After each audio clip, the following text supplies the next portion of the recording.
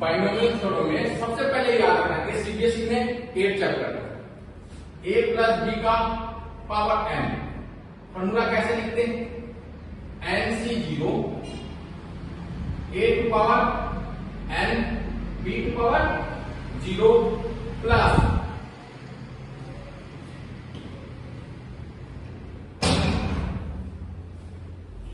nc1 a to power n minus 1 b to power 1 plus nc2 a to power n minus 2 b to power 2 plus dot dot dot n times c। तो ये formula किसी के लिए भी apply हो सकता है binomial जिसका पावर हो, जैसे a प्लस b का whole square, a plus b का whole cube, a plus b का पावर होल 5। जो हम a प्लस b का होल स्क्वायर फॉर्मूला लिखते हैं ना, a प्लस b का whole square a square plus 2ab plus b square, ये फॉर्मूला इसी से प्रूव हुआ बाइनोमियल थ्योरम से। अब हम एक क्वेश्चन कर रहे हैं। क्वेश्चन में सबसे इंपॉर्टेंट क्वेश्चन है 6 power n minus 5n prove that always its remainder क्या है 1 when divided by 25। ये हम प्रूव कर रहे हैं। सबसे पहले याद रखना हम 6 पावर n को क्या लिख सकते हैं? 1 प्लस 5 टू पावर n लिख सकते हैं। 6 को ऐसे लिख सकते हैं 1 प्लस 5 टू पावर n। ये हमारा a हो गया, दूसरा b हो गया। इस फॉर्मूले पे हम यूज कर रहे हैं। अब इसमें देखो क्या है 6 to power n minus 5 to power n। इसको हम ऐसे लिख रहे हैं 1 plus 5 to power n minus 5n। अब ये बताओ इसका फॉर्मूला क्या होगा? इस फॉर्मूले से हम पुट करेंगे। कैसे होगा? nc0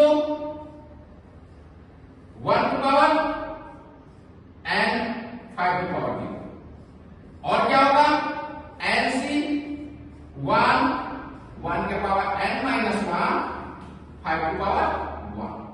फिर लिखेंगे nc2 1 to power n minus 2 और 5 to power 2 dot dot dot. उसके बाद ब्रैकेट के बाद क्या माइनस 5 है, माइनस 5। यहां तक तो कोई प्रॉब्लम नहीं। इसके बाद हम क्या करेंगे? इसको हम ब्रेक करेंगे। फॉर्मूला जो हम nc0 की वैल्यू 1 होती है, याद रखना जो भी जीरो आ जाए nc0 5c0 2c0 उसकी वैल्यू 1 है। ये हम परम्यूटेशन कॉम्बिनेशन में करवाए हुए हैं। जहां कॉम्बिनेशन का है वहां nc0 की वैल्यू 1, nc1 की वैल्यू पूछेगा तो nc1 जितनी पावर ऊपर होगी वही होगा n। तो हम निकालने का फॉर्मूला बता दें। nc0 का ऐसे लिख सकते हैं n फैक्टोरियल बाई 0 फैक्टोरियल, दोनों को सब्ट्रैक्ट करेंगे n माइनस 0 फैक्टोरियल। ये लिखेंगे क्या n फैक्टोरियल 0 फैक्टोरियल का वैल्यू 1 होगी और n फैक्टोरियल इनटू में ये कैंसिल 1 बाई 1 1 आया कि नहीं? ये फॉर्मूला तो हो सकता है। अब हम क्या करेंगे nc1 की वैल्यू निकालते हैं। इसकी वैल्यू होगी, अब देखो हम थोड़ा सा इस पर nc1 nc2 निकालते हैं। nc1 nc2 कैसे निकालेंगे? nc1 की निकालना होगा तो ऐसे निकालो n factorial by 1 factorial n minus 1 factorial. अब ऐसे सॉल्व करना है n फैक्टोरियल 1 फैक्टोरियल को 1 ही लिखते हैं और n माइनस 1 को क्या लिखेंगे?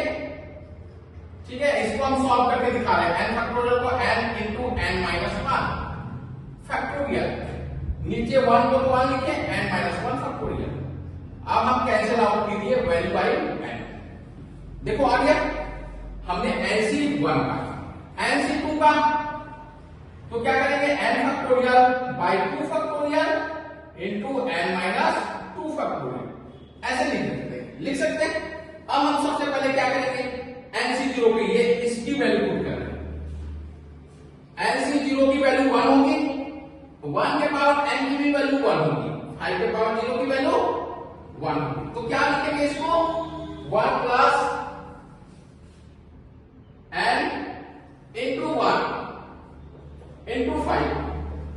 उसके बाद प्लस NC2 5 का square 25 plus dot dot dot minus 5।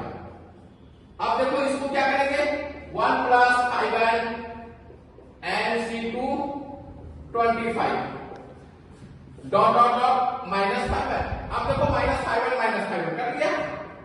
इसमें देखो NC2 25 plus 1 plus dot dot. अब देखो इसमें क्या 25 बाहर निकालेंगे तो क्या होगा रिमाइंडर क्या बचना चाहिए 1 बच रहा है कि नहीं बच रहा।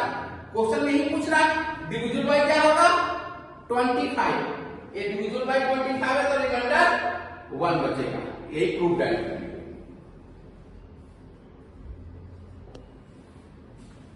ठीक है, ये बाइनोमियल थ्योरम का मेन फॉर्मूला। ठीक है, ओके।